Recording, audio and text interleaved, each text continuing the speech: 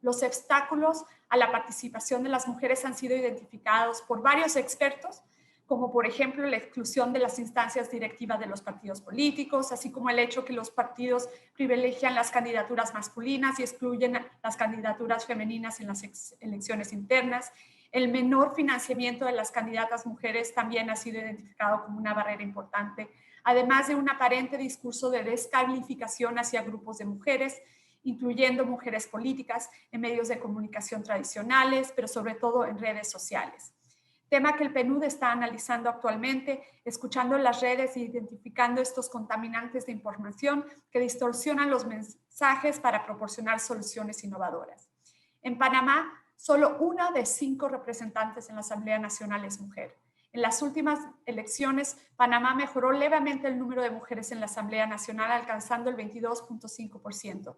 Si bien estas cifras se alejan del 30% establecido como mínimo para alcanzar la masa crítica y aún más de la anhelada paridad del 50%. Asimismo, las mujeres se han encontrado consistentemente subrepresentadas en los espacios locales, donde solo 1 de cada 10 representantes de corregimiento es mujer. En las alcaldías, solo 14% de estas están representadas por mujeres, cifras que se han mantenido más o menos constantes en las últimas 3 elecciones. Las principales barreras se fundamentan en estereotipos de género tradicionales relativos a la habilidad de las mujeres para ocupar posiciones políticas, de toma de decisiones y espacios de poder. Una verdadera democracia debe estar basada en un equilibrio de poderes, en la fiel representación de la diversidad de la población y en la responsabilidad de las instituciones que permitan a las mujeres participar en igualdad de condiciones con respecto a los hombres. Instituciones como el Tribunal Electoral son clave para garantizar el Estado de Derecho y el ejercicio efectivo de los derechos políticos de las mujeres, particularmente en lo relativo a elegir a sus representantes y a ser electas, representando este último a un reto importante en Panamá. Y es por eso que celebramos este conversatorio. Panamá se ha comprometido a nivel internacional con una serie de acuerdos y convenios para garantizar los derechos humanos de las mujeres. Es importante destacar la CEDAW, la Plataforma de Acción de Beijing, y la Agenda de Desarrollo Sostenible al 2030, entre muchos otros donde se recogen estas aspiraciones. El cumplimiento de la Agenda 2030 particularmente es una de las vías específicas para el alcance de la democracia representativa y plena, a través del cumplimiento de los Objetivos de Desarrollo Sostenible 5, relativo a la igualdad de género, y 16, que se refiere a la paz, justicia e instituciones sólidas, los cuales en sus metas establecen asegurar la participación plena y efectiva de las mujeres y la igualdad de oportunidades de liderazgo a todos los niveles decisorios en la vida política, económica y pública, y garantizar la adopción de decisiones inclusivas, participativas y representativas que respondan a las necesidades a todos los niveles. Sin las mujeres en los espacios de tomas de decisiones será difícil para Panamá alcanzar las metas de los Objetivos de Desarrollo Sostenible. Con el fortalecimiento de la gobernabilidad y la democracia como uno de nuestros principales mandatos, el PNUD ha acompañado al Tribunal Electoral de Panamá dando asistencia técnica a la Comisión Nacional de Reformas Electorales, en la producción de conocimientos sobre participación política de mujeres, gobernanza electoral, el desarrollo de capacidades y en la incidencia para incorporar la paridad en las reformas electorales, entre otros. Y actualmente apoyando 2 importantes iniciativas: la transferencia de la metodología de Atenea y el proceso de transversalización de género en la institución a través del sello de igualdad de género en el sector público del Perú. También el PNUD se ha comprometido con las organizaciones de mujeres políticas, acompañándolas en el fortalecimiento de capacidades de mujeres para la participación política, así como en sus procesos de incidencia, liderazgo y posicionamiento en el debate político desde hace más de 2 décadas. Seguiremos siendo un aliado tanto para las organizaciones de mujeres políticas como para el Tribunal Electoral en la promoción de la paridad de género en la agenda política del país, con el fin de lograr una ley de paridad efectiva que garantice la participación plena y activa de las mujeres en la política. Nos sentimos complacidas y complacidos de ser parte de este evento, reafirmando nuestro compromiso de continuar trabajando junto con el Tribunal Electoral de Panamá, las organizaciones de mujeres políticas y demás actoras y actores involucrados en garantizar una democracia representativa, inclusiva y plena. Muchas gracias. Muchísimas gracias, Aleida, por sus palabras. Definitivamente el recuento que ha hecho demuestra el gran apoyo con el que hemos contado, no solamente el Tribunal Electoral, sino la democracia panameña en el tema de la paridad de género y muchos otros aspectos también para el fortalecimiento de nuestra democracia. Y precisamente gracias a esa gran contribución del PNUD, podemos contar también en esta mañana con nuestra principal expositora internacional, la doctora Beatriz Llanos Cabanillas. Ella es abogada, doctora en Gobierno y Administración Pública y máster en Comunicación Política. Lleva más de 10 años coordinando para organismos internacionales como IDEA Internacional, el BID, OEA, PNUD y ONU Mujeres, diversos proyectos y realizando diferentes investigaciones orientadas a construir diagnósticos, recomendaciones prácticas y propuestas políticas para promover la igualdad de género. Igualmente es coautora, editora de diversas publicaciones relacionadas a estos temas. En la actualidad es consultora en temas de género, democracia y comunicación política y se desempeña como coordinadora técnica regional de Atenea, que es un mecanismo de aceleración para la participación política de las mujeres en América Latina y el Caribe. En ese sentido, quiero agradecer a la doctora Llanos como subdirector del Instituto de Estudios Democráticos su valiosa colaboración precisamente en la implementación de esta herramienta en el Tribunal Electoral. Muchas gracias por el tiempo que nos está dedicando, doctora. Igualmente porque contaremos con su participación el viernes 25 como expositora dentro de este ciclo de videoconferencias que está realizando cada viernes el Instituto de Estudios Democráticos hasta el mes de diciembre. Así que sin más, doctora, bienvenida. Muchísimas gracias. Muchísimas gracias, Carlos. Muchísimas gracias al Tribunal Electoral, a la Unidad de Igualdad de Género. Un placer compartir esta mesa con Aleida Ferreira, con las magistradas Yara Campos y Mirta Varela, así como con Boneta Sterling, parte del movimiento de mujeres organizado, ¿no? Mujeres políticas organizadas que forman parte también de esta historia de la paridad. Yo básicamente voy a compartir con ustedes esta vez todo el tema del recorrido de la paridad en América Latina. Les voy a dar una visión comparada. El tema de Atenea, que es un proyecto muy interesante que estamos trabajando con el PNUD y con el Tribunal Electoral, lo voy a dejar para el día viernes 25, pero será muy interesante también que se conecten porque es un esfuerzo muy importante del Tribunal para medir el ejercicio de los derechos políticos de las mujeres panameñas de una manera ya institucionalizada y permanente. Dicho esto, yo quiero compartir con ustedes una presentación que he preparado. Por favor, me dicen si se está viendo la presentación. ¿Sí? ¿O solo se me ve a mí? ¿Se ve? Perfecto, muchísimas gracias. Bueno, como yo les decía, el día de hoy quiero compartir con ustedes esta mirada regional.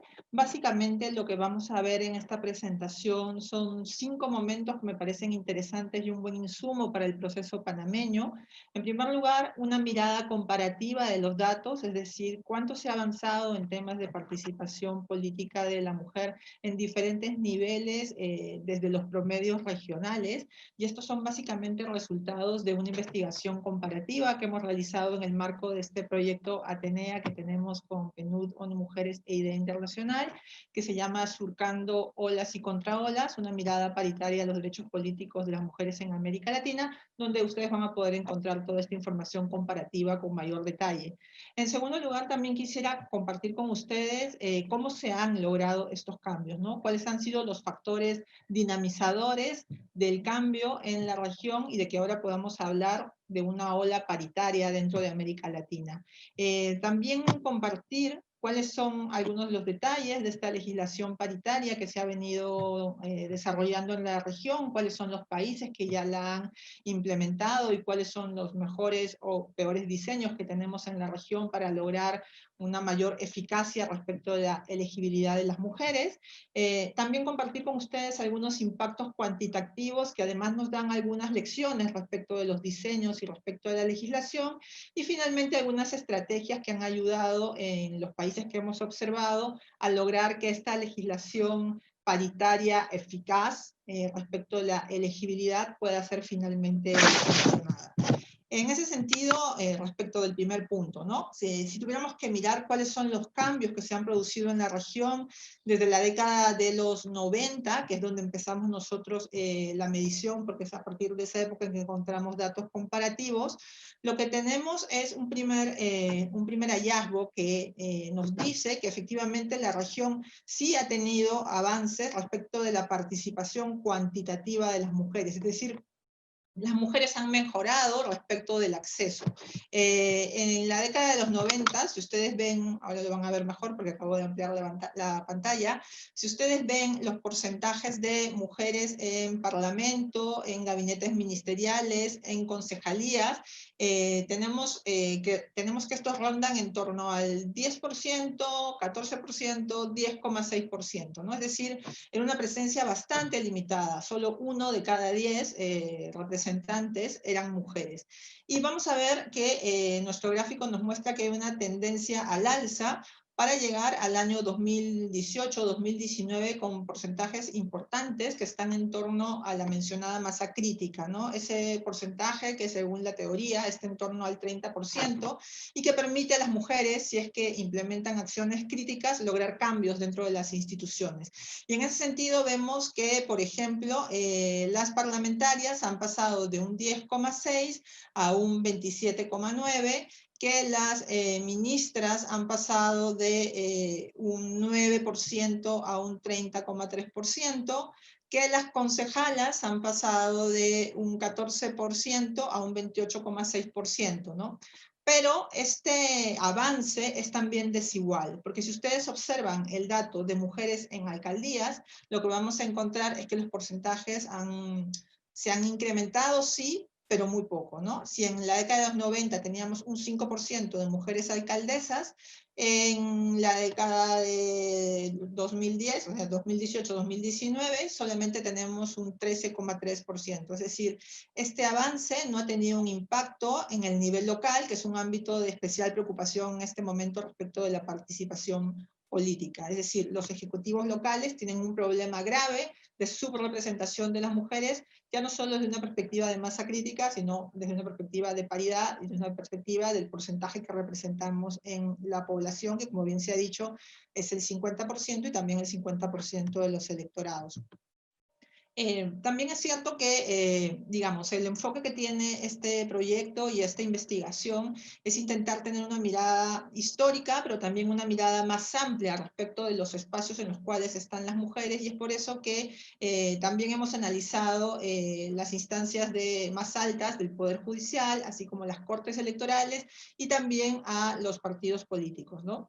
En ese sentido, lo que encontramos, y aquí no tenemos datos históricos regionales, sí en algunos países, pero en la mayoría no, por lo cual solamente voy a presentar una fotografía del momento, a 2019, lo que tenemos es que las mujeres en las más altas instancias, en la Corte Suprema, representan un 27,5%, pero hay muchas diferencias entre países. Hay 8 países que están por debajo de este promedio, hay países además en los cuales las mujeres han llegado muy tarde a las más altas instancias de la judicatura, a pesar de que si uno observa la estructura, ¿no?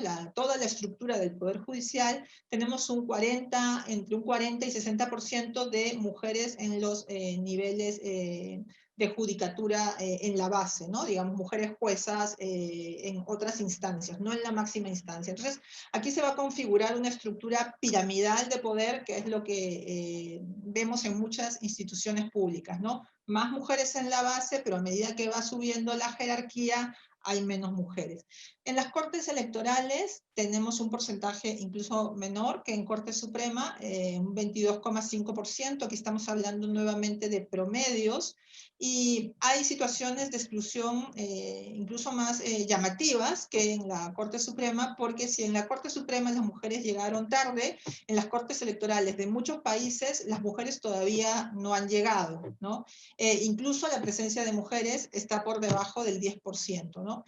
Eso nos hace preguntar, ¿no? Respecto de las cortes electorales, ¿cuáles son estos mecanismos de designación, de nombramiento, que definitivamente son ciegos a las desigualdades de género y por tanto no están permitiendo un mayor acceso de las mujeres a estas más altas instancias? Y finalmente tenemos otro cuello de botella, que es un cuello de botella muy importante porque son los actores que estructuran a la representación política, es decir, los partidos políticos. Y en este sentido, lo que tenemos también es que las militancias están rondando entre el 40 o 60%, según los datos que hemos venido manejando. Pero cuando vemos los espacios de poder, los comités ejecutivos nacionales, hay una gran oscilación. Tenemos en un mínimo un 17,3, perdón, y tenemos máximos que rondan el 40%, ¿no? Esto depende de cada uno de los partidos, es en promedio, pero en realidad hay una tendencia a que los partidos están adoptando retóricamente, es decir, en el discurso, digamos, algunas declaraciones relacionadas con la importancia de la igualdad, pero muchas veces este discurso está solo en lo políticamente correcto y no se traduce necesariamente en políticas internas que promuevan la participación de las mujeres y un acceso al poder real dentro de los partidos políticos. Entonces, con estas primeras miradas respecto de la data, de la información que hemos recolectado, ¿cómo podríamos caracterizar estos cambios? Creo que es importante señalar que la mayoría de avances, como ya hemos podido ver, se dan en realidad en el ámbito legislativo, ¿no? Ya sea en los parlamentos o, digamos, en los consejos locales, ¿no? Y sin embargo, hay graves contrastes con el Poder Judicial y el Poder Electoral, donde lo que denominamos techo de cristal, es decir, esas barreras invisibles que impiden que las mujeres puedan escalar a las mayores posiciones, siguen subsistiendo y no se han podido todavía quebrar como en otros espacios. También es claro, y esto lo voy a explicar con mayor detalle en los siguientes puntos, es claro que hay unos países que están actuando como, digamos, los dinamizadores, como aquellos países que elevan los promedios, ¿no? Hay países que tienen mejores resultados que otros, primero con las cuotas y luego con la paridad. Y en ese sentido tenemos claramente a Bolivia, a México o a Costa Rica en el nivel del Parlamento que están actuando como dinamizadores de cambios, ¿no? Son la locomotora dentro de la región para estos cambios paritarios. También hemos visto que hay mejoras en el Poder Ejecutivo, y eso nos parece muy interesante, que los gabinetes recientes que hemos podido observar en algunos países como Colombia, El Salvador o Nicaragua, se estén constituyendo de manera paritaria. El problema que se observa aquí es que todavía en estos ámbitos se depende de una voluntad política que muchas veces es voluble, ¿no? Como no hay una norma, depende del partido político que llegue al poder, el nombramiento paritario de la conformación de los gabinetes, pero en algunos casos esta voluntad política no es permanente en el tiempo y hemos visto algunos retrocesos, hemos visto gabinetes paritarios que inician pero que no terminan siendo paritarios, entonces hay alguna, digamos, no hay una sostenibilidad en estas decisiones políticas, ¿no? Pero siempre es rescatable el hecho del simbolismo de estos gabinetes paritarios y de la importancia de que más mujeres estén en el ámbito ejecutivo. Ya lo mencioné, grave problema en las alcaldías, ¿no?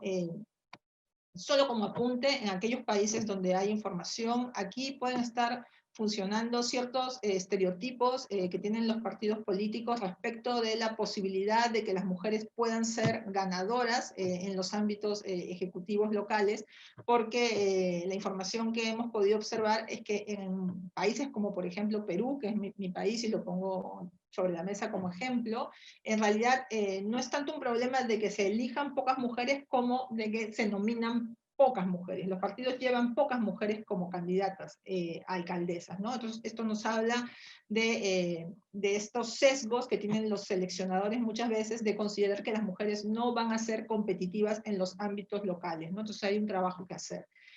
Bueno, las organizaciones políticas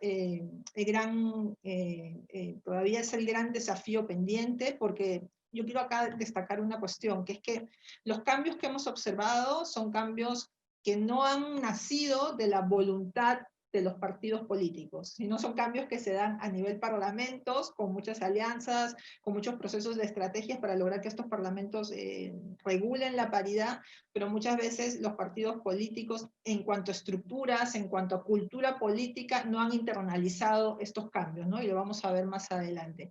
Y luego, a pesar de que el acceso ha mejorado, y cuando hablo de acceso me refiero a cuántas mujeres llegan, ¿no? Cuántas son, cuántas están en estos espacios de poder, lo cierto es que todavía hay que hacer un trabajo importante respecto de la competencia, ¿no? Porque hay cuestiones que obstaculizan todavía un acceso igualitario.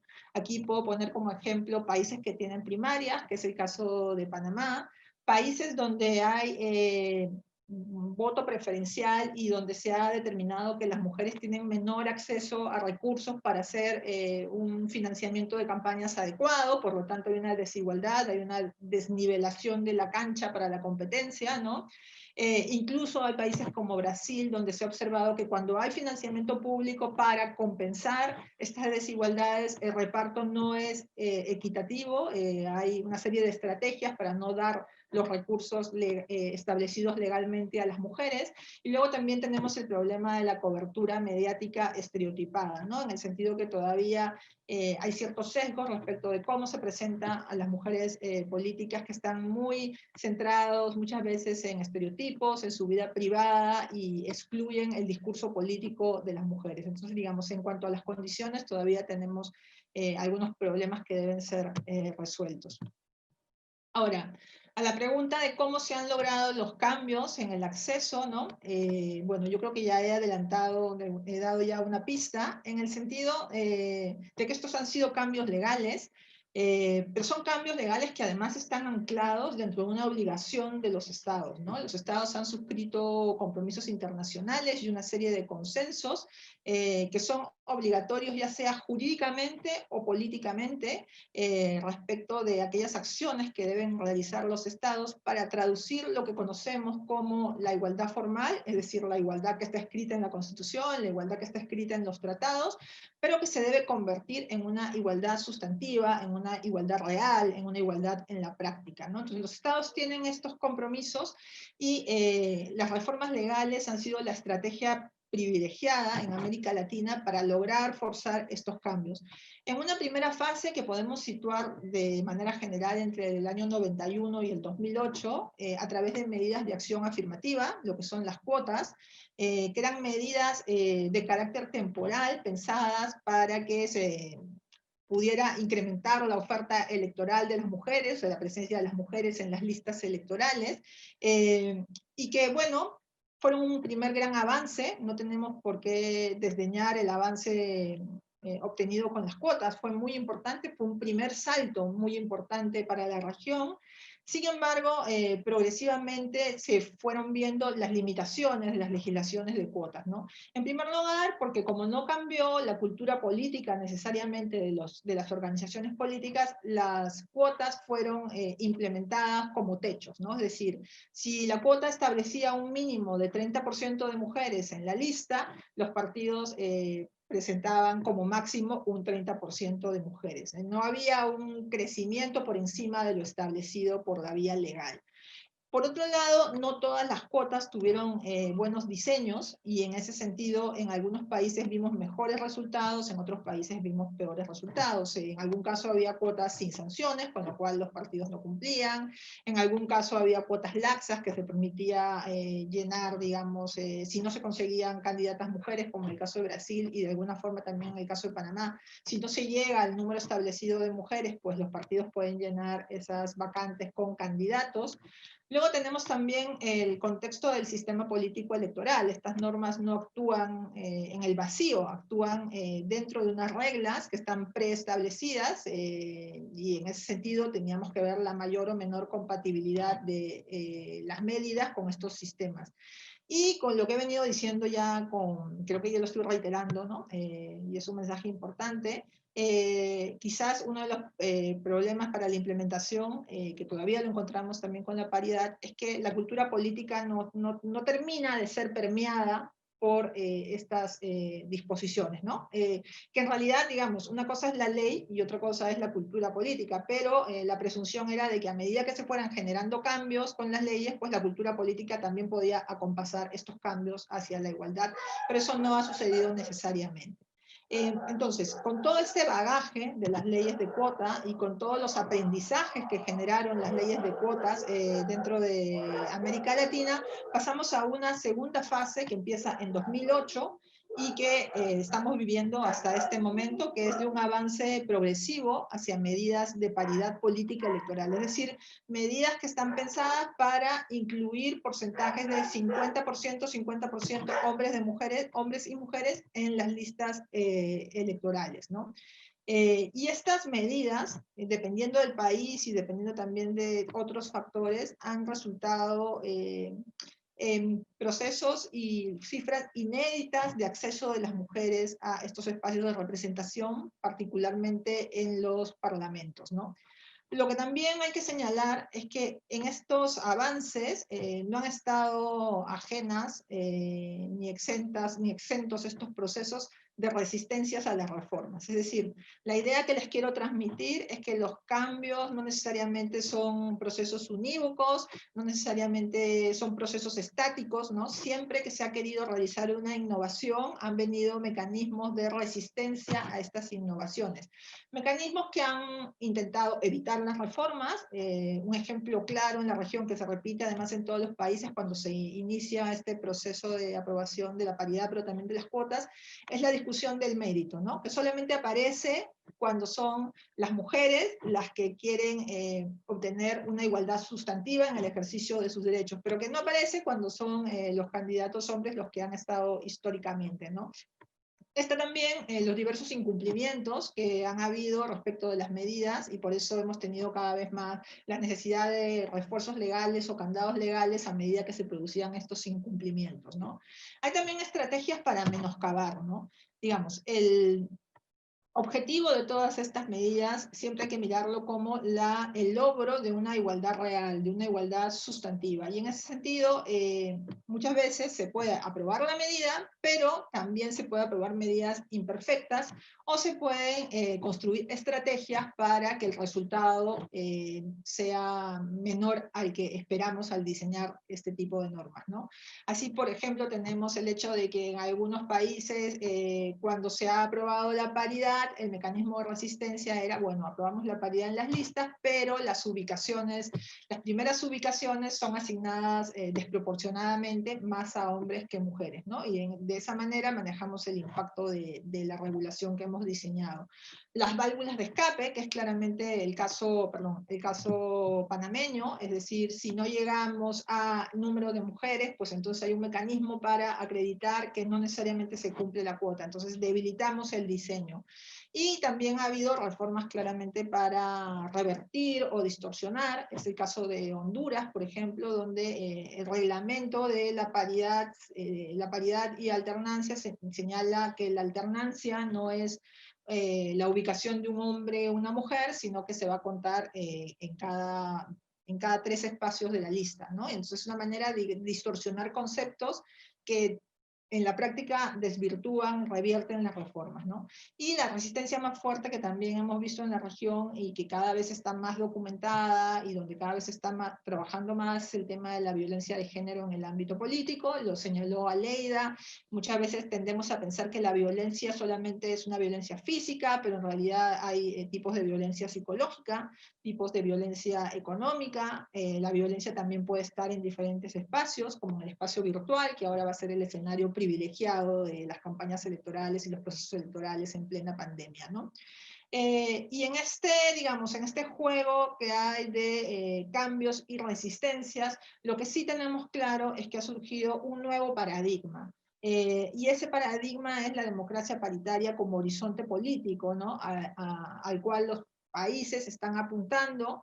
La democracia paritaria es, esta concepción por la cual ya no queremos medidas temporales, ahora queremos igualdad de resultado.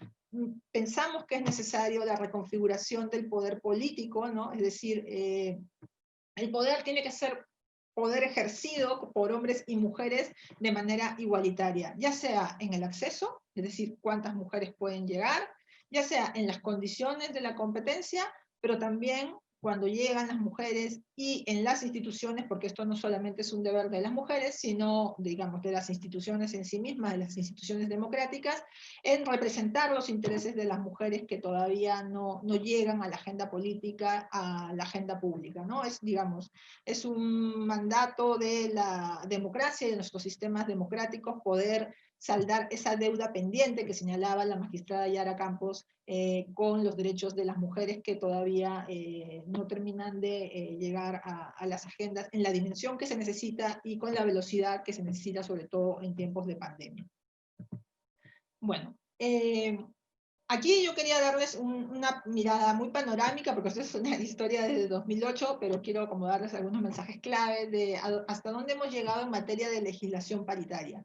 En realidad la legislación se ha enfocado sobre todo en el acceso de las mujeres a los cargos, y yo diría que tiene tres momentos, ¿no? Esta evolución. La primera es toda la regulación de la paridad vertical con alternancia, es decir, que la lista esté compuesta por un 50% de hombres, un 50% de mujeres, y que la ubicación sea hombre-mujer, mujer-hombre, de manera que tengan la misma posibilidad de ser electas, pero también por una cuestión simbólica, ¿no? De que estén, digamos, todos los análisis que se realizaron cuando teníamos la cuota y no había mandatos de posición, o sea, mandatos de ubicación en la lista, señalaba que las mujeres eran habitualmente enviadas al fondo de la lista, ¿no? A lo último de la lista, ¿no? En ese sentido, el mandato de alternancia lo que permite es que las mujeres también tengan las mismas posibilidades que los hombres de poder ser electas.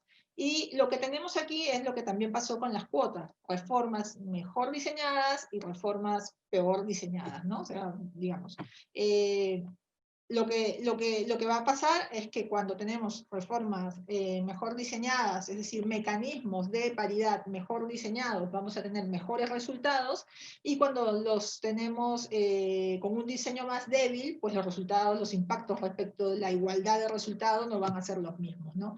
Entonces las reformas mejor diseñadas diría que son las de Bolivia, las de Ecuador, las de Costa Rica, las de México. En Argentina ha habido también una reforma, Perú está por aplicar, pero estoy hablando del diseño de la propia medida, ¿no? Es decir, que haya paridad 50-50 con alternancia y con una sanción que haga que los partidos tengan que cumplir, y si no cumplen no pueden ser, las listas no pueden ser inscritas, no pueden seguir compitiendo electoralmente.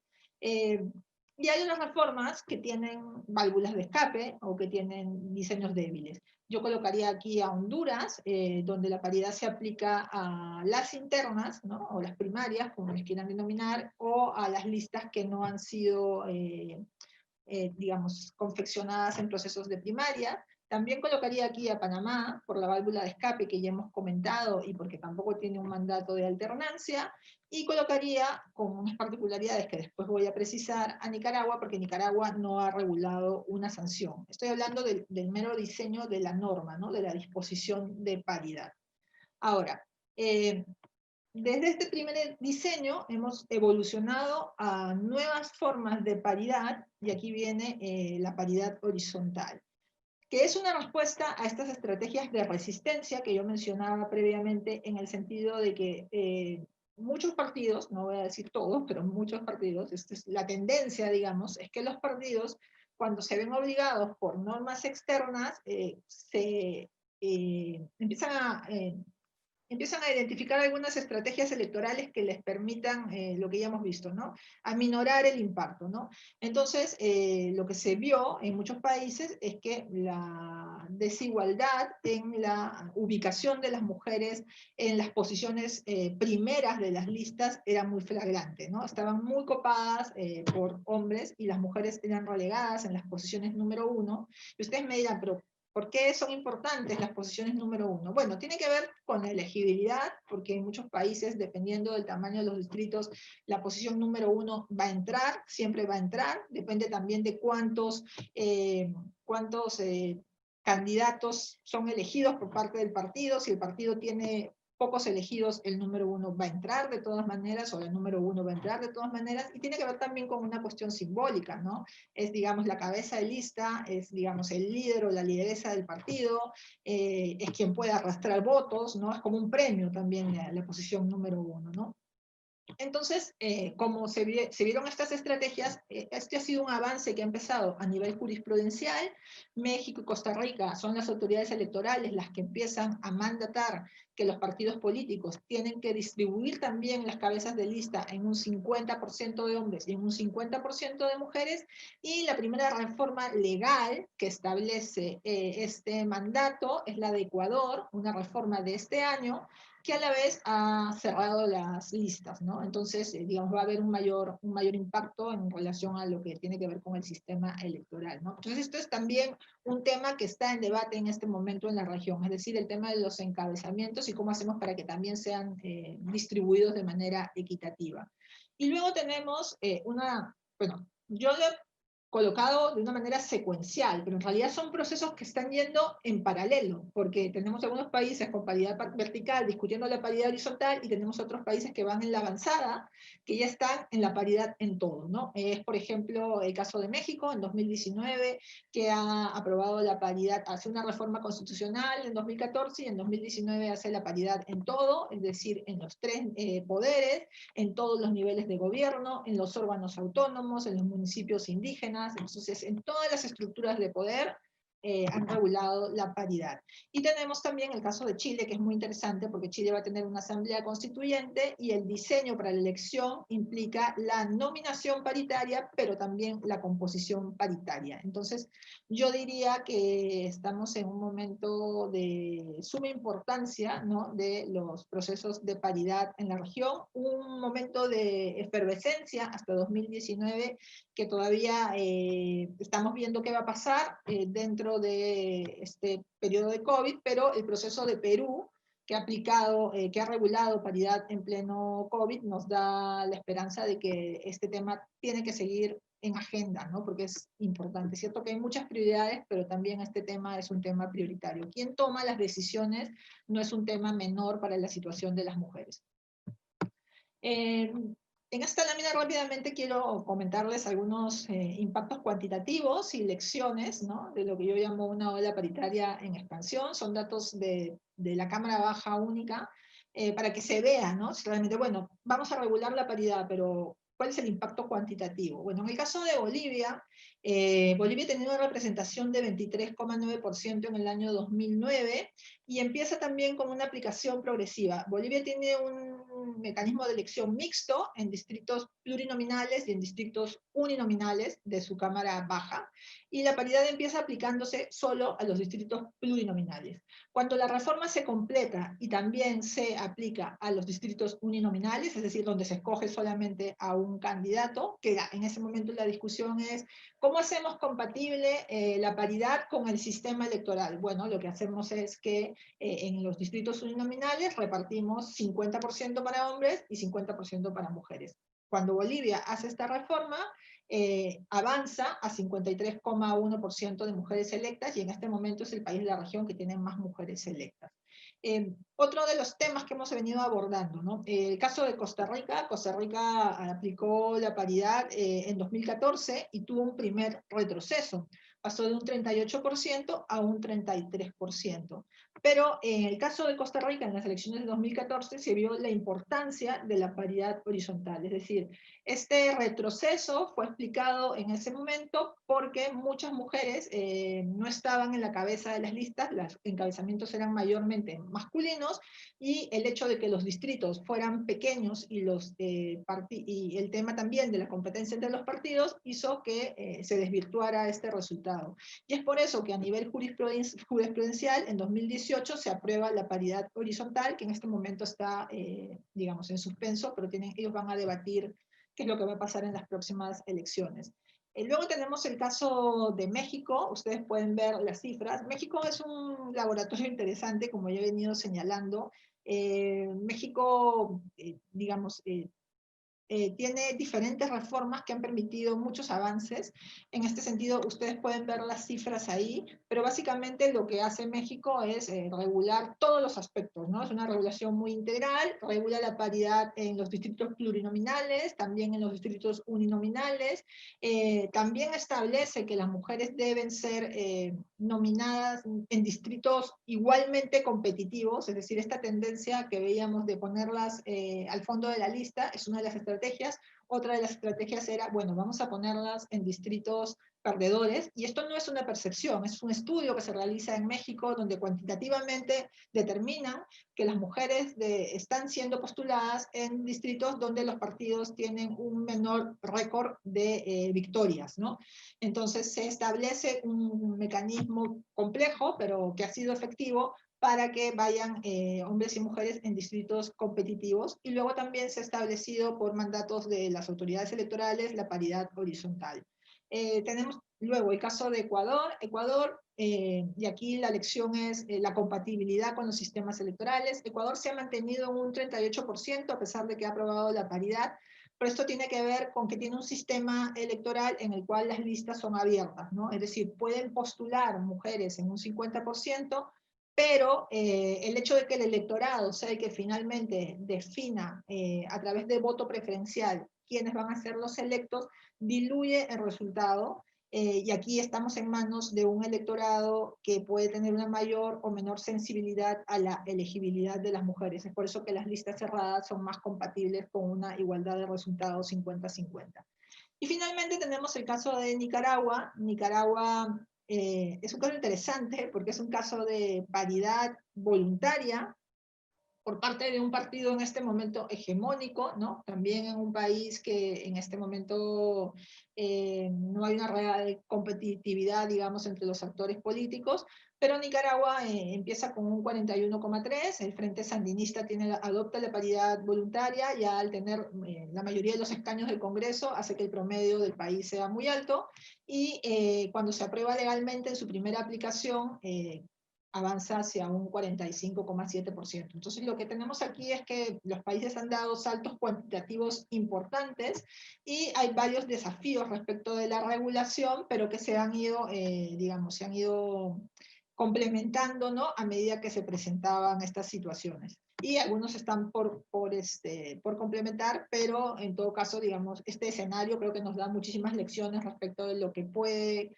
tener un diseño de la paridad, respecto de las compatibilidades con los sistemas electorales, y es algo que creo que otros países pueden tomar en cuenta pensando en reformas con un impacto que los lleve a la igualdad de resultados. Finalmente, no es un tema menor cuáles han sido las estrategias para lograr la aprobación de las medidas legales de paridad. Bueno, a veces no, cuando vemos las reformas pensamos que las reformas se hacen solas, y la verdad las reformas tienen detrás un gran proceso de diferentes líneas que yo voy a mencionar. En primer lugar, creo que es muy importante la generación de evidencia sobre los derechos políticos de las mujeres. Es cierto que este es un esfuerzo que se ha realizado en la región en diferentes momentos, por ejemplo, al inicio de observatorios de la sociedad civil, con campañas, pero yo creo que lo interesante y lo más importante es que sea un esfuerzo institucionalizado, periódico, y además que es una obligación del Estado, ¿no? Y en ese sentido los tribunales electorales juegan un rol muy importante, y por eso yo creo que esta iniciativa de que el tribunal haya adoptado la metodología de Atenea para poder medir el ejercicio de los derechos políticos de las mujeres va a ser un gran avance y un gran ejemplo en la región respecto a la necesidad de tener evidencia permanente, ¿no? Y en el tiempo, para ver cuál es la evolución de los avances, de los retrocesos, y eso nos permite un diagnóstico más afinado. También el aprovechamiento de ventanas de oportunidad, ¿no? O sea, generalmente las reformas se presentan cuando hay espacios que te permiten introducir el tema, ¿no? En algunos casos, la creación de comisiones ad hoc de reforma por momentos puntuales en los cuales los países deciden que hay que reformar, o sea, no necesariamente pues, las reformas son la regla, ¿no? Muchas veces son la excepción, pero hay que aprovechar cuando se producen estos momentos. En el caso peruano, bueno, ha habido comisiones ad hoc, pero en el caso panameño hay, después de cada periodo electoral, una comisión que evalúa, digamos, los impactos, y en ese sentido es una gran ventana de oportunidad. procesos de reforma legal, ¿no? No necesariamente las reformas legales tenían que ver con la paridad, pero los actores políticos, las actoras políticas han aprovechado para introducir el tema de la paridad en reformas electorales.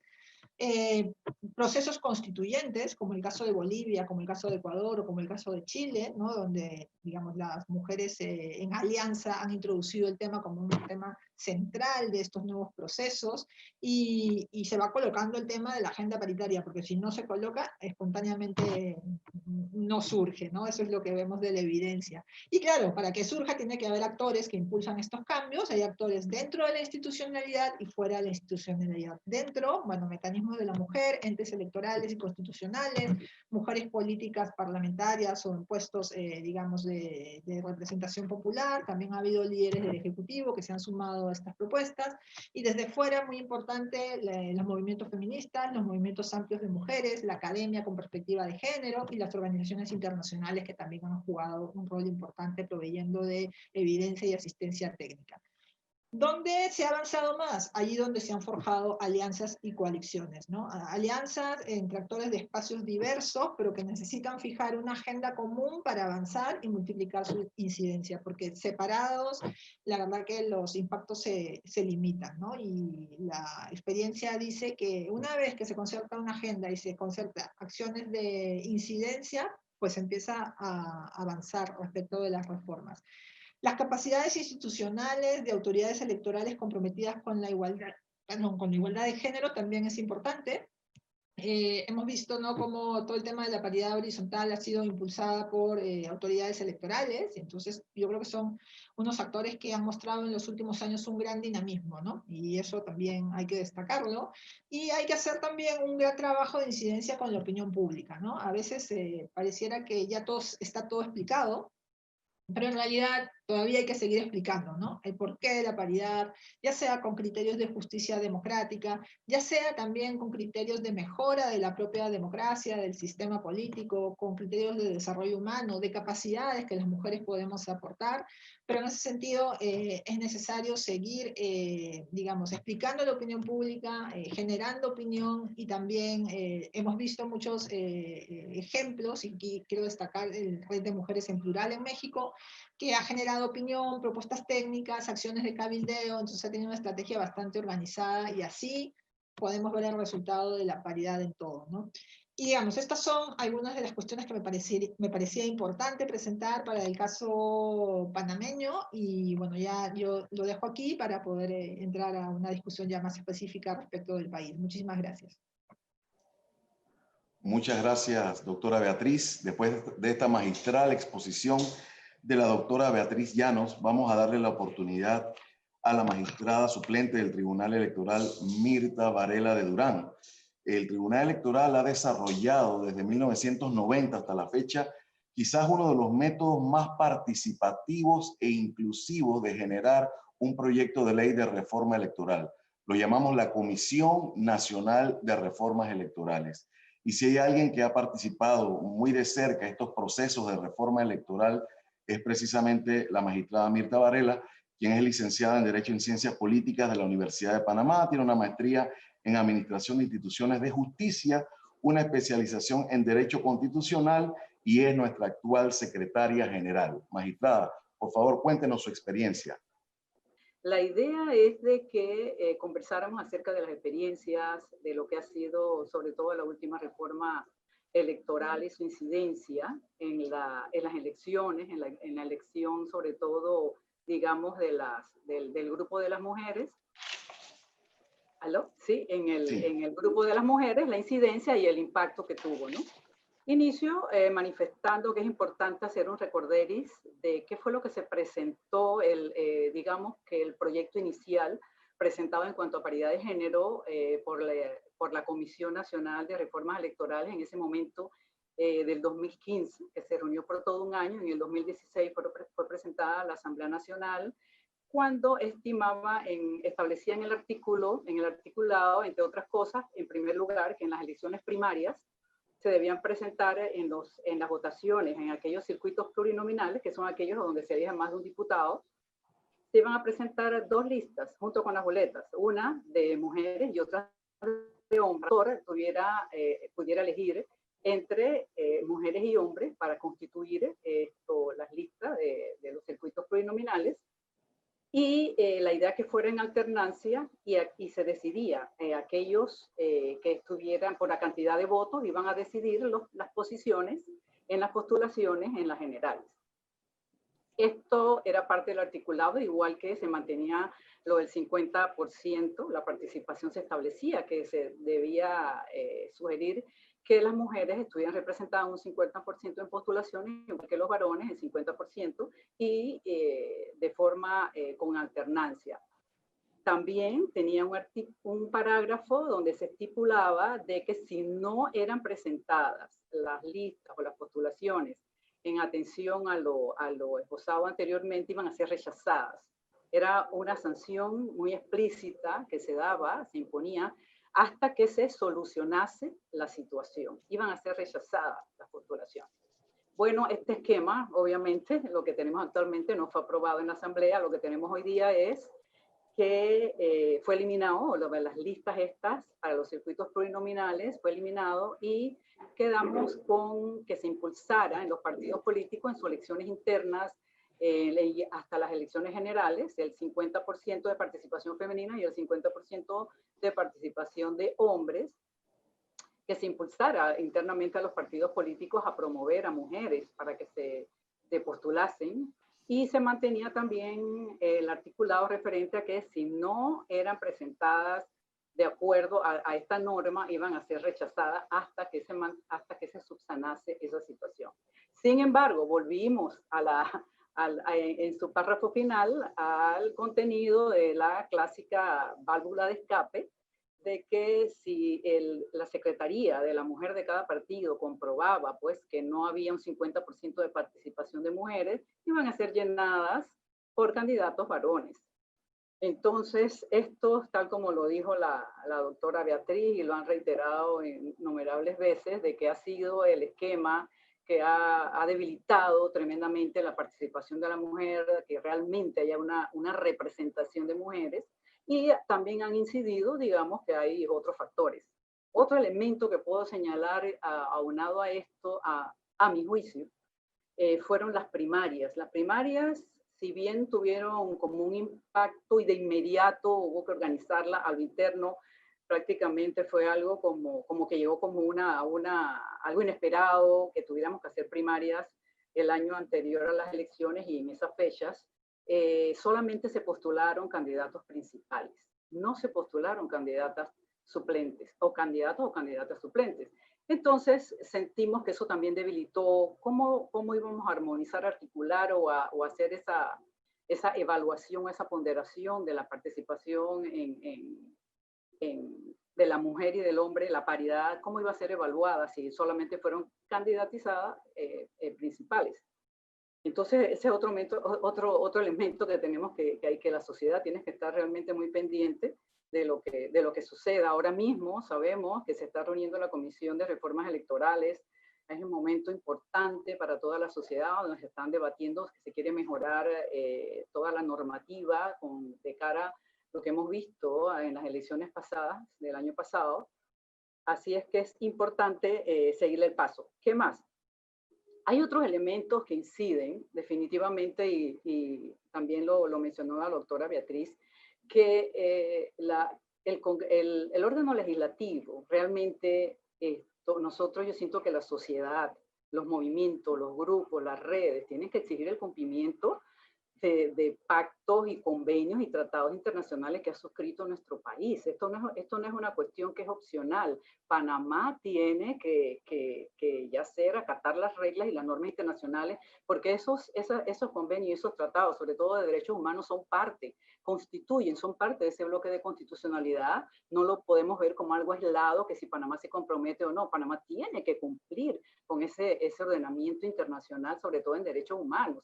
Y una clave fundamental para lograr esto y fortalecer una democracia definitivamente es mirar hacia la paridad y quizás más allá, como hizo México, una paridad total en todo lo que tiene que ver con el orden público. Y es que sabemos que, como todo el mundo dice, ¿y cómo hacemos? Sabemos que no es fácil. Hay una estructura histórica que se hizo de los roles de la mujer, Por cierto, que hay un libro de la autora Simone de Beauvoir que nos habla acerca de la historia de la mujer, y ahí uno encuentra muchas respuestas, porque uno dice, ¿por qué siempre el hombre dominó? ¿Por qué las mujeres siempre estuvimos sometidas, subordinadas al hombre? Pero es que los hombres eran los que escribían, los hombres eran los que se educaban, los hombres eran los que compilaban las leyes, el varón era el ciudadano. Entonces, si nos remontamos a Aristóteles, que también despreciaba a las mujeres, Platón decía, primero daba gracias a Dios por ser a ser libre y no esclavo, y segundo, daba gracias a Dios por ser hombre y no mujer. O sea, Santo Tomás también. O sea, hubo manifestaciones épicas y también la Edad Media de cómo la mujer era disminuida, subordinada. Entonces son estereotipos que han venido, digamos, formando parte de la estructura, de la genética, de la cultura, que es difícil de construir hoy día. O sea, porque muchas personas dicen, pero si esas leyes anteriores ya fueron derogadas por leyes más modernas donde ustedes tienen toda la participación, pero es que están enquistadas en nuestra cultura, esos estereotipos de esa división que se hizo histórica de lo público, de lo privado, todavía prevalece. La mujer a lo privado, y de ahí sale eso de que las mujeres de la calle, aquella mujer que se atrevía a salirse de esos roles de madre cuidadora, de protectora, de engendrar, de estar en el hogar sumisa, entonces tenía un calificativo despectivo. Entonces son cosas de roles sociales que no, lamentablemente no estigmatizan, y es muy difícil. Entonces hay que romper. También hay que acudir a los órganos jurisdiccionales, a los jueces que tengan una interpretación con perspectiva de género. Hay que verlo, yo lo veo como un panorama holísticamente más integral. Tenemos que mirar hacia un juzgamiento con perspectiva de género que no solamente incluye a las mujeres, incluye a los discapacitados, a las niñas, a los niños, a las personas indígenas. Entonces es importante porque ya hemos visto que a través de la jurisprudencia se logra transformar sociedad. O sea, el juzgador tiene que ser un transformador social. Entonces, pongamos atención a estas, volviendo al tema de las reformas electorales. Quizás originariamente en las reformas del 2015, una propuesta del Tribunal Electoral fue de que fuera cerrada, las postulaciones, las listas se presentaran cerradas, bloqueadas, tipo cremallera, ¿no? Y en la misma comisión se pusieron de acuerdo y definitivamente esa no fue acogida, y fue lamentable. El tribunal lo pronunció, se manifestó diciendo que Panamá realmente estaba sumamente atrasada con respecto a toda el área y que debíamos avanzar. Lastimosamente tenemos que aceptar que es en la Asamblea, en el órgano legislativo donde se toman las decisiones, y si las decisiones impactan a la mujer, somos la mitad de la población, ¿cómo es posible que no estemos en una mesa, que no estemos en ese órgano legislativo conformado paritariamente mujeres y hombres? Las mujeres tenemos necesidades distintas a los hombres. Entonces es necesario tener esa mirada de mujer y también esa mirada de hombre en conjunto en la toma de decisiones, en la aprobación de leyes. Así es que hay un desequilibrio total, definitivamente. Miren cuántas diputadas tenemos en la Asamblea y en los otros cargos de elección popular. Yo creo que tenemos que hacer una mirada más integral de cara a tomar decisiones de que se implemente así como hizo México, de una paridad total que conlleve a que haya una real paridad en el órgano ejecutivo, en el órgano judicial y en el órgano legislativo, en todas las instancias públicas. Es necesario que las mujeres estén en la toma de decisiones. Son decisiones que nos impactan, y por lo tanto debemos estar aquí. No sé cómo estoy en el tiempo, si puedo seguir. ¿Estoy bien? Sí. Definitivamente vivimos en un estado de derecho, así que es muy importante acatar las normas, la Constitución. Sería fabuloso. Tenemos el ejemplo ahorita, que nos da un gran ejemplo Chile. Si llegan de verdad a hacer la reforma constitucional, Chile, como lo dijo la doctora, es cierto, ciertamente Chile se va a abocar a que en esta instancia quede consignado lo que es la paridad. Así que ya vemos ejemplos. Mire, México también tiene un mecanismo que no solamente tiene la paridad horizontal, la paridad vertical, sino que también una fórmula de que Si se postulan mujeres principales, también mujeres suplente, también debe ser, la suplente debe ser mujer, de tal forma que no se repitan estas prácticas de las famosas Juanitas, ¿no? Que hacían renunciar a cuando era un principal hombre y la suplente era mujer, y la hacían renunciar para introducir a otro hombre. Entonces yo creo que tenemos que mirar a estos casos, estos países donde están trazando, han sido muy progresistas, en donde realmente se están acercando a una real democracia más igualitaria, más justa, más inclusiva, y en eso es que tenemos que apostar definitivamente, y que sea algo más integral. En Bolivia me llama la atención que hacen unos concursos de juzgar con perspectiva de género, impulsan, o sea, qué interesante, impulsan y hacen concurso de qué juzgados tienen mejores sentencias elaboradas con perspectiva de género, qué manera de elevar la democracia, ¿no? La Corte Interamericana de Derechos Humanos también ha dictado sentencias súper interesantes desde la perspectiva de género. Así que yo creo que esa es la mirada que tenemos que dar en Panamá. Muchísimas gracias, estimada magistrada Mirta. FONAMUP es una organización no gubernamental sin fines de lucro fundada desde 1993, que ha trabajado arduamente por el desarrollo político de las mujeres panameñas, unidas por alcanzar la igualdad y la equidad en la vida política del país. Yo puedo dar fe del trabajo tesonero, decidido de estas mujeres desde hace muchísimos años. Y hoy tenemos la dicha de contar como última panelista de este conversatorio virtual con su vicepresidenta Boneta Giselle Sterling de Castrellón, que es egresada de la Universidad de Panamá, es abogada, tiene un magíster en administración de empresas con énfasis en finanzas, seguro y banca, está optando por el título en ciencias empresariales y es una gran activista de FONAMUP desde hace algunos años. Bienvenida, Boneta. Buenos días. Segundo, voy a compartir pantalla. Me dan un segundito. Quiero agradecer de parte de FONAMUP y mi persona al Tribunal Electoral, a la Oficina de Igualdad de Género, por invitarnos a participar en estos eventos que tienen el interés en impulsar el principio de la paridad y demostrarse interesados en introducir en estos debates en el país a las autoridades electorales, que entre sus funciones está instrumentar políticas públicas de representación política paritaria a través de las dirigencias de los partidos políticos, quienes tienen, entre otras, la misión de fortalecer la igualdad de género en las democracias para el fortalecimiento de los liderazgos políticos de las mujeres, así las activistas de la sociedad civil, las agencias internacionales que impulsan la agenda de la paridad política y los derechos políticos de las mujeres. Le doy las gracias al Tribunal Electoral por esta invitación a participar en este tema. Tenemos que los altos cargos públicos siguen siendo un espacio dominado por hombres. A 74 años de vigencia constitucional del sufragio de las mujeres, ¿qué han significado ser elegir y elegidas en Panamá? Solamente tenemos una mujer presidenta, que ha sido Mireya Elisa Moscoso Rodríguez, de 48 presidentes en total, 81 diputadas de 1946 a la fecha, 55 mujeres alcaldesas de 1994 a la fecha, y por otra parte, podemos mencionar por lo menos 5 mujeres solamente, y me quedo corta, han precedido alguna vez un partido político. En contraparte, representamos el 49.37% de la población inscrita a los partidos políticos.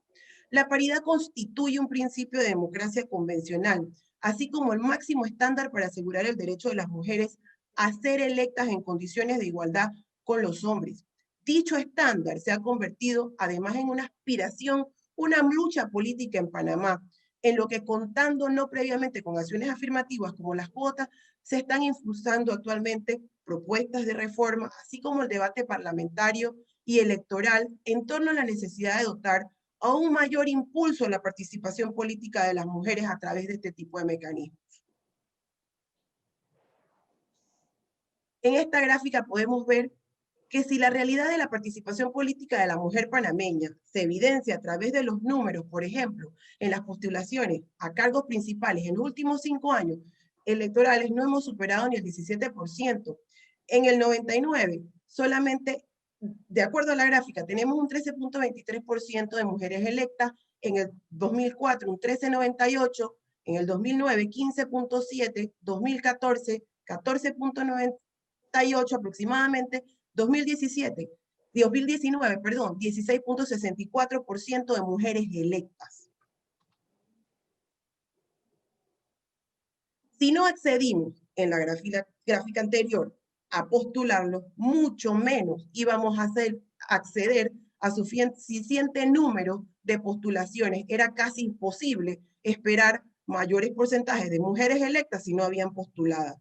La gráfica nos establece 10.94 en el 99, 10.35 en el 2004, 10.14 aproximado en el 2009, 12.62 en el 2014 y un 11.73% de mujeres que salieron proclamadas en el 2019.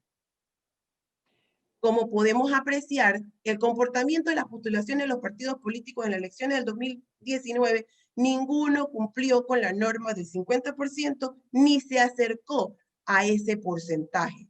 Las razones están en el ejercicio y la tendencia interna de los partidos políticos, que no habían mujeres, fue la gran excusa según estas cifras. Si bien el número de mujeres en los cargos legislativos a nivel nacional se ha incrementado, las condiciones de representación descriptiva de la mujer panameña no alcanza más del 17%. Aún hay pocas candidatas, mujeres electas, poca coalición articulada de los actores amigables al género que impulse esas reformas orientadas a cambiar esa dinámica de exclusión. Y eso lo podemos ver en estas gráficas que acabo de mostrar. Muy pocas mujeres salieron como candidatas en esta última elección. La escasa representación de las mujeres debilita la legitimidad de las instituciones democráticas, violenta los derechos humanos de la mitad de la población, porque la ausencia de mujeres en los ámbitos de toma de decisiones supone la vulneración de los derechos políticos a ser representantes y a ser representadas. Dificulta la deliberación a los entornos y a los intereses de las mujeres en los procesos de diseño y implementación de las políticas públicas. Expresa lamentablemente una existencia de una sociedad desigual que genera poco espacio de pluralidad y equidad en la ciudadanía y disminuye las oportunidades de contar con una democracia incluyente. Como bien manifiesta un estudio de la CEPAL, la paridad no es una cuota mayor a favor de las mujeres, sino la expresión más amplia de la universalidad. Esta implica el reconocimiento de las mujeres como ciudadanas plenas y nueva práctica de ciudadanía orientada a fortalecer las democracias modernas. En síntesis, las cuotas son medidas temporales que se mantienen hasta lograr el objetivo principal, pero en otra parte, lo que es la consecuencia de la igualdad política entre hombres y mujeres, pero la paridad, por el contrario, es una medida definitiva que reformula la concepción del poder político, redefiniéndolo como un espacio en donde es compartido de forma igualitaria entre hombres y mujeres. La implementación de las cuotas de género en las diversas regiones del mundo ha encontrado obstáculos para su eficacia, tanto de tipo constitucional como vinculados a la conducta de algunos actores políticos y sociales, lo que ha imposibilitado generar condiciones de igualdad real participación política entre hombres y mujeres. ¿Cuál es la percepción de la participación de la mujer? Que no participan porque no quieren, que no están interesadas en hacer políticas, que no están capacitadas. Esto es la percepción, pero a diferencia de estas ideas comunes, los datos evidencian que más del 50% de la militancia de los partidos políticos, al menos registrados de manera formal en el Tribunal Electoral, son mujeres. El problema entonces no es necesariamente ni exclusivamente en la participación de las mujeres en la política, en las instituciones panameñas, sino en los espacios donde se toman esas decisiones. Otra frase muy escuchada es, bueno, si ya quieren que candidaturas, que se las ganen en las primarias. Sí, pero entonces la mujer tiene que romper los techos de cristal, cemento y de billete, porque enfrentan sesgos implícitos que la evalúan con criterios mucho más exigentes y diferentes a los hombres, lo que las ponen en situaciones de desventaja. Luego, también en la competencia con las internas en las primarias, también la pone en una situación de desventaja. porque en un escenario político donde las habilidades a las mujeres se les solicita habilidades, capacitación, recursos, redes, y donde se les suele presionar para que capaciten más y se preparen para competir y legislar si desean gobernar en estos cargos ejecutivos. ¿Cuáles son los retos que enfrentan las mujeres? Elegirse a sí misma y superar los techos de cemento, ser seleccionada por el partido político, superar esos techos de cristal que existen en la organización partidaria y ser elegida por el electorado. Las mujeres al participar en política tienen al menos adicionales retos en el modo en que se da el proceso de selección en las candidaturas por los cargos de representación popular, y luego también tienen las limitaciones del dinero, del capital político, la capacidad de movilización, o sea, todo el esquema de hacer la campaña. ¿Cuáles son los avances? Y esto lo voy a recorrer bastante rápido. ¿Cuáles han sido los avances en materia legal que también el foro y que el foro ha impulsado, y que casi todas estas reformas las hemos ganado, como quien dice, en la Asamblea? La ley 22, pero las mismas tienen sus limitaciones. La ley 22 de 1997, que establece que el 30% de los candidatos aspirantes a cargo dentro de los partidos o postulaciones a cargo de elección popular sean mujeres, pero no señaló ningún mecanismo para su cumplimiento y no tenía sanciones. Luego la ley 60 al 17 estima de un 10 a un 25% de financiamiento electoral. La ley 60 para verificar el cumplimiento del 30% de la participación de las mujeres y en las postulaciones a cargos internos de elección popular establece la participación femenina tenía que estar comprobada para que el partido llene esos espacios con los otros miembros. Luego tenemos la ley 54 de 2012 que aumenta del 30 al 50%, ¿verdad? Las postulaciones internas. Tenemos los decretos que dicen que es el del decreto electoral 7, que establece la certificación de la Secretaría de la Mujer, la ley 29, que luego vuelve y reitera que los partidos tienen que garantizar la paridad de las postulaciones de las mujeres con la aplicación en el código. Tenemos el artículo 303 en esa misma norma, que los partidos políticos tenían que garantizar que efectivamente contáramos con un mínimo de un 50% de las candidaturas. Nos reconocen la paridad de género en marzo mediante decreto, pero de alguna manera lo quitan a un mes, eliminan, y queda establecido que si se decide por nóminas completas, los integrantes de cada nómina deben ser de género diferente.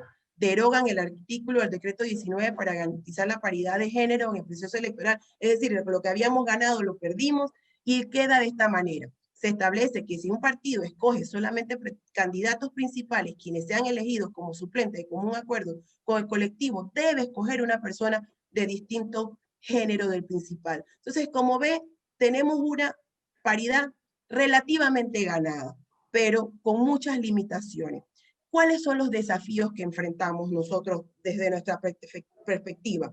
Uno de los desafíos muy importantes es cerrar esa válvula de escape, que creo que lo han mencionado todas las expositoras que me han antecedido.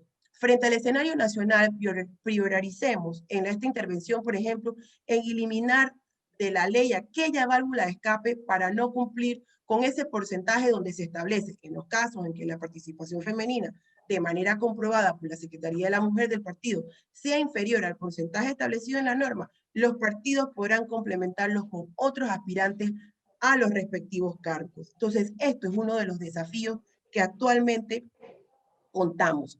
Otro desafío es lograr la ley de paridad nacional, que puede contener elementos en el sistema normativo que pueden mantener lo que es la candidatura del 50% con paridad vertical, con mandato de posición a alternancia o cremallera, que ya lo han mencionado, pero esto funciona bien en los circuitos plurinominales, más no necesariamente se aplica en los uninominales. O sea, son figuras que tenemos que entrar a evaluar. La primera consistía en seleccionar candidaturas a través de un sistema de primarias con 2 boletas, para hombres y para mujeres, en la que el electorado tendría la facultad de elegir candidatas y candidatos según la magnitud de la circunscripción.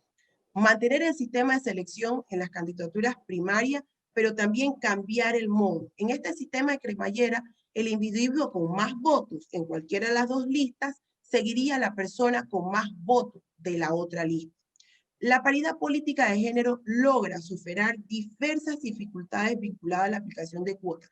Lo que mencioné anteriormente son diversas formas que tendríamos que, como sociedad, analizar cuál sería la que logra mejor esa paridad política. Esto se debe a que las normas paritarias han establecido un mecanismo de alternabilidad que dispone la ubicación de varones y mujeres en forma alternada y secuencial a lo largo de la boleta electoral, a lo que se establece que en las listas de candidatos deben estar conformadas por un 50% de integrantes de cada sexo. En todo el sistema electoral es muy fácil reconocer elementos constitutivos que influyen en la paridad: la magnitud del distrito, la fórmula electoral, la barrera legal y la estructura de la boleta de votación. De todos ellos, la magnitud del distrito y la estructura de la boleta de votación son los elementos que inciden directamente en la aplicación tanto de las cuotas como la paridad política de género, porque afecta su efectividad. Esto plantea retos impostergables para la democracia y su agenda de promoción respecto a los derechos humanos en el país. ¿Cuáles son los beneficios para la paridad?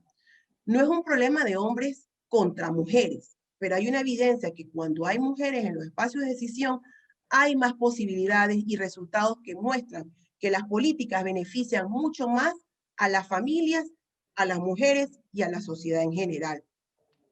Además, el liderazgo femenino ayuda a derribar barreras culturales y estructurales que existen alrededor de quienes pueden gobernar y cuáles son las cualidades necesarias para hacerlo. Hay mucho en juego en el empoderamiento de las mujeres. Se promueve un crecimiento mayor y más inclusivo para ampliar el trabajo, aumentar la productividad, expandir las oportunidades, reducir la pobreza. Todos estos son beneficios de cuando hay paridad en un país. Como conclusión, quiero llegar a concluir con cosas muy puntuales. La legislación electoral no es suficiente. Debe haber voluntad política de todas las partes, de todos los partidos, de las instituciones rectoras, en este caso el Tribunal Electoral, de la sociedad y de las propias mujeres. No hay una representación igualitaria en las estructuras partidarias de decisión, por tanto la voz de la mujer no se escucha igual, ni tiene las mismas oportunidades de influir en la toma de decisiones si ella no se encuentra representada en esa toma de decisiones. La configuración del sistema político es fundamental para determinar las posibilidades que tiene una mujer acceder a un cargo de elección. El sistema de partidos de Panamá está diseñado para que nada cambie, lamentablemente. Diversos elementos de la dinámica electoral ocasionan manifestaciones de violencia, las cuales se agudizan cuando la mujer destaca, cuando son proactivas, cuando proponen cambios estructurales, lo que generalmente ocasiona actos de exclusión, marginación, burla, desprestigio. Además, no son percibidas como miembros plenos y no se toman en cuenta sus sugerencias en la construcción de la agenda política. Es evidente que el ámbito político sigue siendo desigual en el acceso para hombres y mujeres a instancias de poder. La mujer todavía tiene que analizar, elegir, ser electa en condiciones de igualdad y encima respecto al derecho de participar libremente en los ejercicios de gobierno con libertad sin sufrir condiciones de discriminación en el entorno político. La paridad de género no es un capricho, sino una necesidad. Quienes lo ven como lo primero simplemente reflejan la frase que reza: para aquellos que viven acostumbrados a sus privilegios, cualquier medida de igualdad se confunde fácilmente como un acto de frivolidad. Muchas gracias. Muchas gracias, licenciada Boneta, por su magistral exposición. Lamentablemente, pues el tiempo se nos ha acabado. Yo quiero reiterar el agradecimiento al PNUD y a los cientos de participantes que se han unido esta mañana a este conversatorio virtual y nos han hecho llegar vía chat sus comentarios, sus preguntas. Lamentablemente la riqueza de las exposiciones de estas 5 damas pues ha sido tan vasto que pues no hay tiempo para poder hacer públicos esos comentarios enriquecedores, pero agradecemos a todos ustedes que han estado durante toda la mañana enviando sus comentarios y preguntas, sobre todo a las 5 expositoras, la magistrada Yara, la magistrada Mirta, doña Leida, la doctora Llanos y finalmente la licenciada Boneta. En nombre del Tribunal Electoral, del PNUD, reiteramos pues el agradecimiento por compartir con nosotros, por celebrar el Día Internacional de la Democracia con este tema tan interesante, tan importante, porque sin mujeres no hay democracia.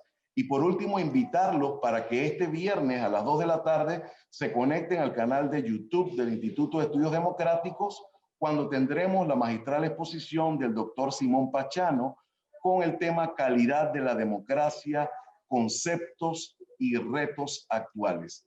Muy buenas tardes a todos, que Dios me los bendiga y gracias por su participación.